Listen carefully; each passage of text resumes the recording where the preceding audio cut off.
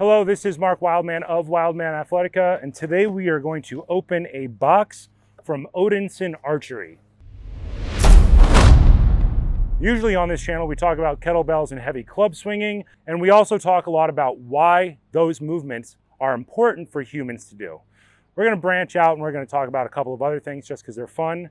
We have a new box here from Odinson Archery. Very simple. Alan Odinson is somebody that I love to follow on Instagram. He does a bunch of very cool recurve archery style stuff. And he does a lot of traditional horse archery techniques. I, being a horse guy and an archery guy, have a serious lack in my knowledge when it comes to actual horse archery. I've done some of it, but I would like to do a lot more of it. So I have a new system here. Oh, check that out. From him to do just that. Arrow seems like it could be about an inch longer, but that's about correct. We will see how this works for the style of archery that we're going to work on. This is sounds like a fiberglass arrow with screw-on nocks. Yeah, so that they can be replaced with something like broadheads. They have O-rings on them so that they don't shimmy shake when you shoot them into things. We'll have to see if the cold steel broadheads will fit on this or not. White and black feathers, shield shaped. And we have 1, 2, 3,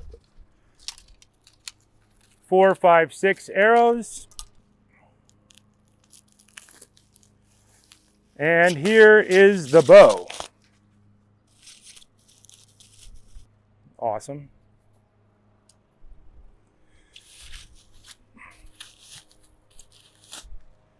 So, horse bows.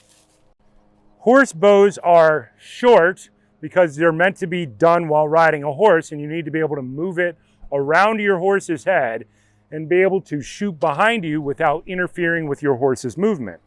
I believe he is forming these out of PVC. Some of the older bows that I have, like this old Ben Pearson, which is probably 70 years old at this point, is made out of fiberglass. Things like fiberglass and PVC are not susceptible to temperature, moisture in the air variations as much as, say, a wood bow.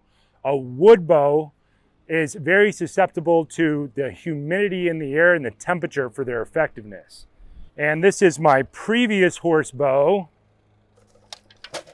And you can see that the Odinson is substantially shorter than my previous horse bow. So the way that you normally string a bow, step through with your right leg, bend over, push with your hand, and then your string should slide down into its string slot. And there we go. The whole point of a horse bow, they don't have a rest, so they can be shot on either side of the bow. I grew up shooting traditional American style, left hand, 3 fingers on, arrow on the left side, 45 degrees, and 2 fingers below, 1 finger above. The whole point of learning this bow is that I'm going to learn different styles of draw and different styles of holding multiple arrows so that you can shoot fast. Humans have been doing mounted archery as long as humans have been riding horses, and it's a skill that has kind of started to come back in, say, the last 20 years. 20 years ago, there was only one guy in like Kazakhstan who was teaching it and making bows. But because of the availability of information and Instagram and everything like that, it has spread back out. Odinson is the guy that I like to follow because he makes inexpensive equipment, and he makes them in a bunch of draw weights, and he makes them out of commonly available materials that are generally not supposed to be susceptible to things like temperature change and moisture change in the air, which is a huge problem with older bows. This is my old scabbard full of training arrows of various types. This old style is a belt. It is meant to be worn across the back. This one actually came from an HBO movie, Outlaw King. This was one of the props in the movie.